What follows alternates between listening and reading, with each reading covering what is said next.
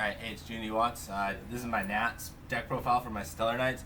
I don't know, I fucked up really bad when I was on the stream. I was super on tilt. I'm nervous. I made dumb fucking plays. I wasn't on my game, and I fucked that up. I went X3. I came 267. Wish I would have not fucked that stream up, but oh well. I'll just do my deck profile. It worked out really good this weekend other than my fuck ups, but that's life. Well, I don't know. I think I would have lost anyways. He had the fucking Fire Lake. You played like shit. So I did play like shit, but the Fire Lakes didn't help. Well, what would I have done anyways? Fire Lake would have fucked me anyways. You didn't draw well, so. Yeah, I didn't draw well. So anyways, triple Deneb, pretty standard. Triple Altair, sign my Mr. Holden Hossey. Oh yeah. 2 Knuckle High, 2 Vega. That's all you really need for the Tellar monsters in the main. Pretty standard. Triple Rhoda, 2 MSTs just to out some back row, and double Book of Eclipse plus Book of Moon. You gotta let me know about that Book of Eclipse. Okay, so these are outs to the Djinn Lock. The Book of Eclipse was obviously I liked it for BA and stuff, and this would turn off Fire Lake and stuff. But what was sick about this was there's a lot of times where you notice as being a Tellar player that you like summon a Altair and get a Deneb, and you don't really want to make anything because you have an alpha and you want to keep it alive. So that's a pretty easy read for an opponent to make that you have an alpha and you have it, set, and they're gonna try to play around it. So when they do that and they don't do anything and they just summon one monster, sometimes against Necros they set like a shred if they got bad or whatever.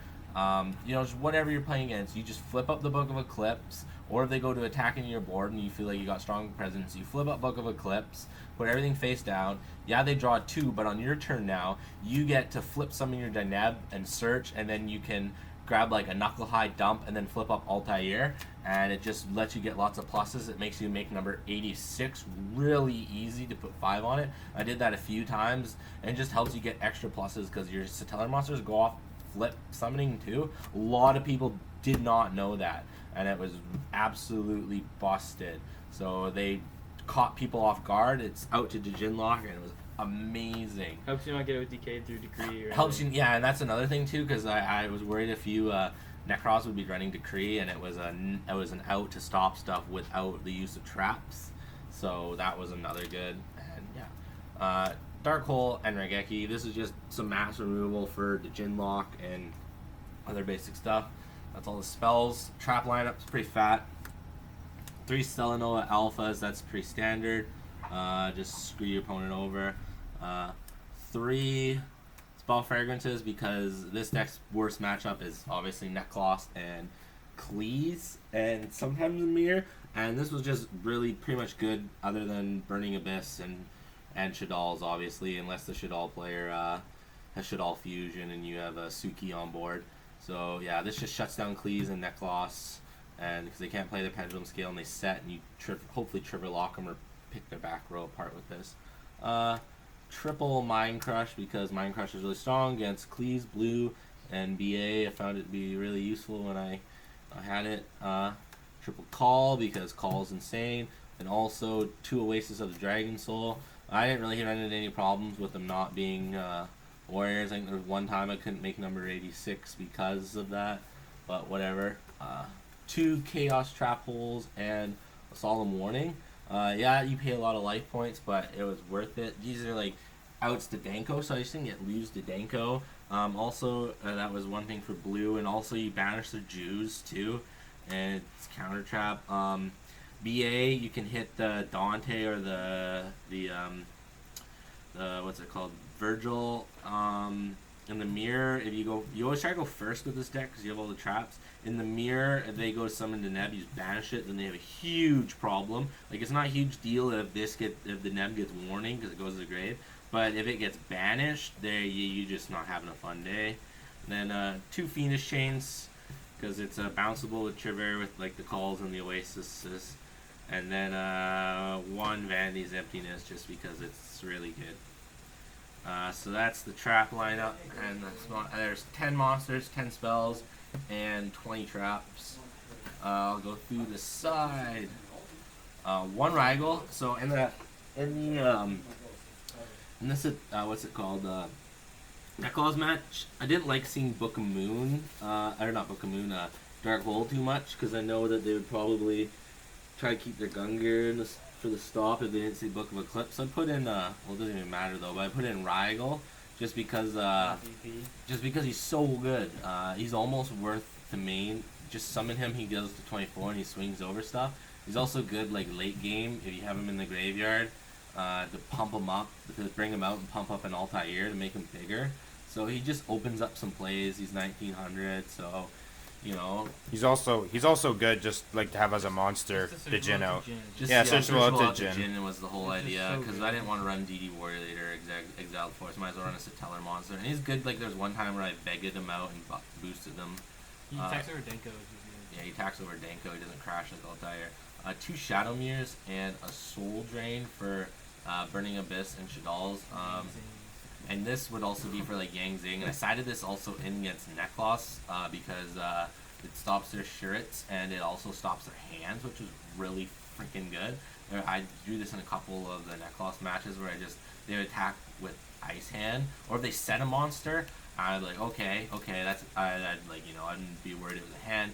Flip this up before I attacked, and then it would just be a big problem for them. So it was amazing. So yeah, because sometimes one of the things is you play the Spell Fragrance, and they're like, oh, I'll just draw the Ice Hand and swing into it, and then you flip this up when they declare attack. They can't MST it because you have Spell Fragrance. They run Typhoon, they already used it on the Spell Fragrance, so it was just a good out for some stuff that people didn't see coming. One bottomless for like Cleese and the Mirror match, so you can try to bottomless their Deneb, so really good against Cleese too. Imagine you get a Cleese player with it. For like this back row hate, I had 2 trap stuns, 1 MST to make it 3, and 2 lances. The lances were absolutely disgusting. I had a couple other BA matches, and these were fucking so good. I'd summon Altair and Deneb, and then they would try to like Karma Cut one of them or something. I just chain Lance to it. It just helps your plays go off. It's really good against Cleese and their lose one turn, because you have a big problem with lose one turn, obviously, because you normal summon Altair, you get Deneb, and then its effects negated, you can't search, and then any extra deck monster you make is just bad, like from there, other than number 86 or Karen Gordon, because he's big and I didn't run Crazy Box. So I would just summon Excitation Knight, be like, okay, and they'd be like, okay, I'd be like, activate effect, chain Lance, and then, or yeah, just do that, nuke the field if I have to do this first to make me one under them so I can nuke the field, and it just helped a lot against Cleese. The MST is pretty stable too for the back row stuff.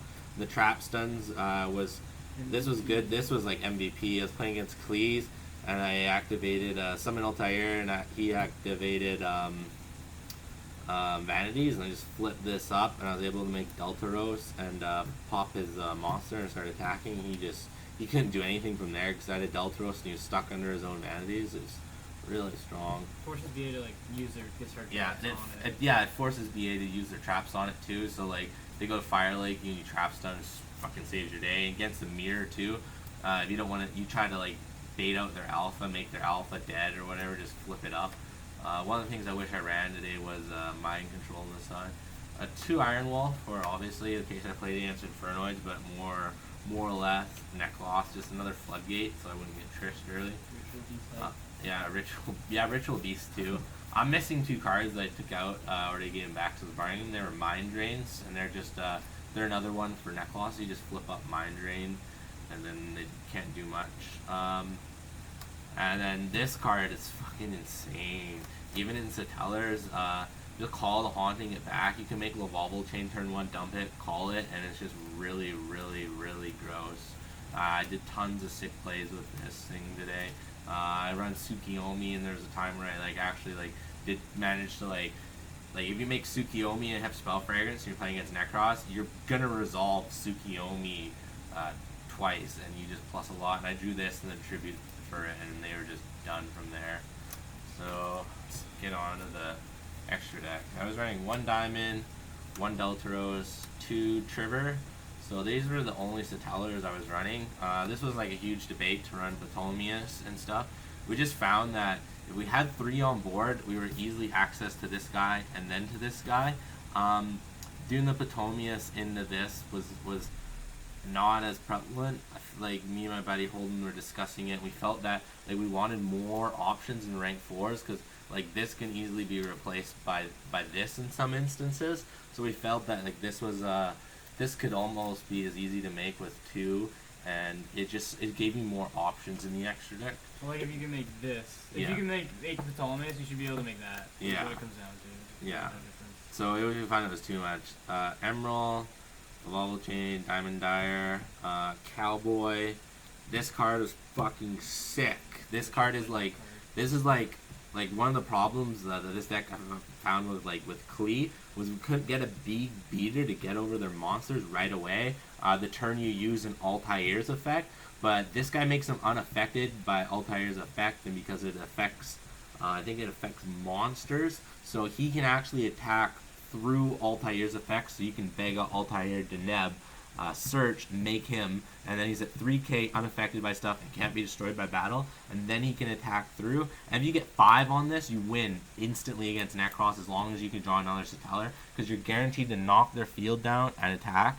There was a time where I flipped up Spell Fragrance against my opponent, and then I was able to bring out 3 on my end phase because I had a Vega in the grave, and I was like Altair, called Haunted, Altair, got Vega, then got a Deneb, extra Deneb in my hand, and then summoned an Altair, brought back an Anakala, and made this.